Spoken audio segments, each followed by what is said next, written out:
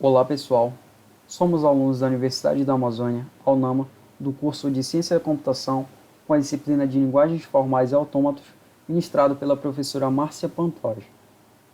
Temos como assunto autômatos de saída, onde falaremos a respeito da máquina de Mealy e da máquina de Moore. Nossa equipe é composta pelos alunos João Carlos, Breno Marques e eu, Rafael Ribeiro. Abordaremos primeiramente o conceito da máquina de Mealy, a sua definição formal, as diferenças entre uma máquina de Mealy e uma FA, e depois abordaremos os conceitos da máquina de Moore, sua definição formal, as diferenças entre uma máquina de Moore e uma FA. Mas afinal, o que são autômatos de saída? O conceito básico de um autômato finito possui aplicações restritas, pois a informação de saída é limitada à lógica binária aceita ou rejeita. Sem alterar a classe de linguagens reconhecidas, é possível estender a definição de autômato finito, incluindo a geração de uma palavra de saída. É aí que vêm os conceitos da máquina de Mealy e da máquina de Moore. As saídas podem ser associadas às transições e aos estados. Quando as saídas são associadas às transições, são as máquinas de Mealy, e quando são associadas aos estados, são as máquinas de Moore. Ainda se tratando da máquina de Mealy, para cada transição da máquina gera uma palavra de saída, que também pode ser vazia.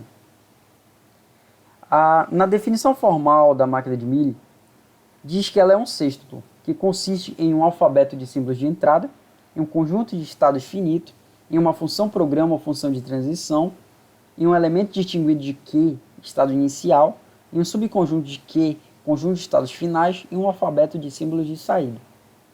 As diferenças entre uma máquina de Mealy e uma FA. Uma máquina de Mealy ela é muito semelhante a um autômato finito, com algumas diferenças fundamentais que vamos falar agora. A máquina de Mealy ela não tem estados finais.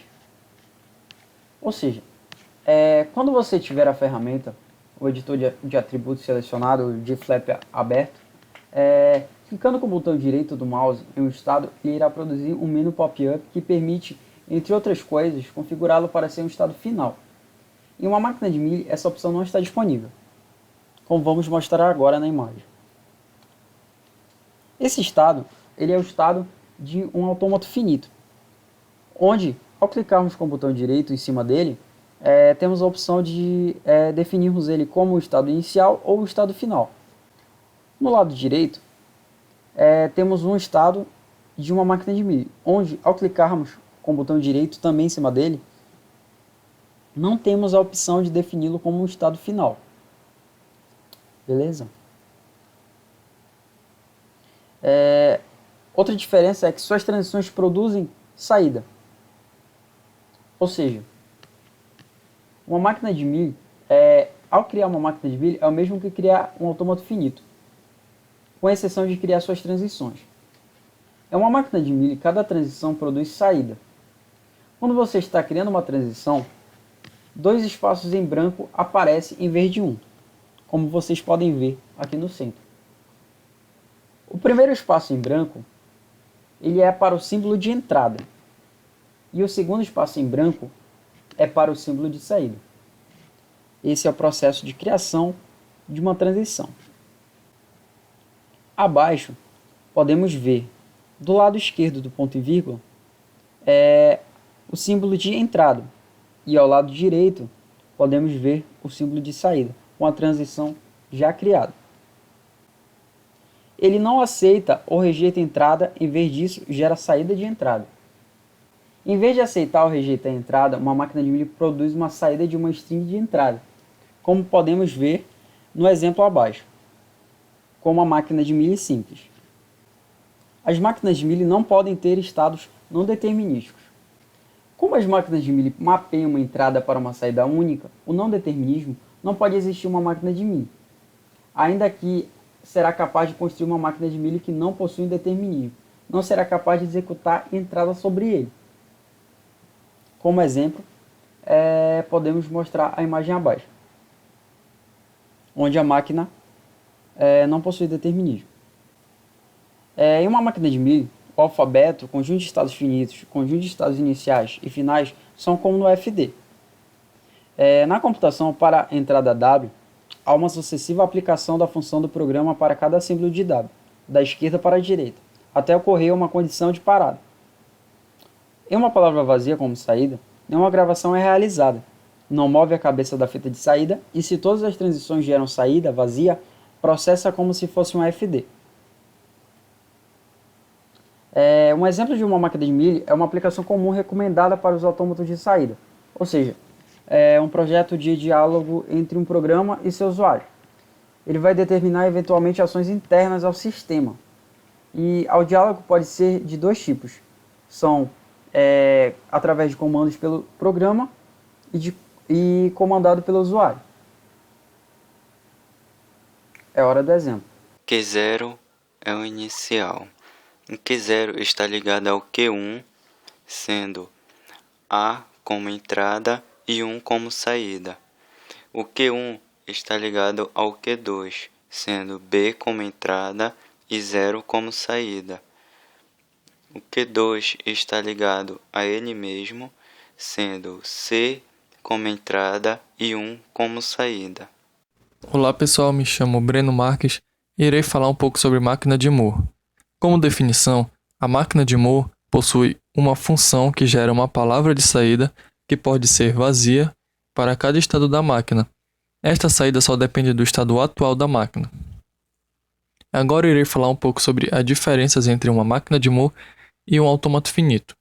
Uma máquina de Moore é muito semelhante a um autômato finito, com algumas diferenças fundamentais. São elas: não tem estados finais, seus estados produzem saída, ele não aceita ou rejeita entrada, em vez disso, gera saída de entrada.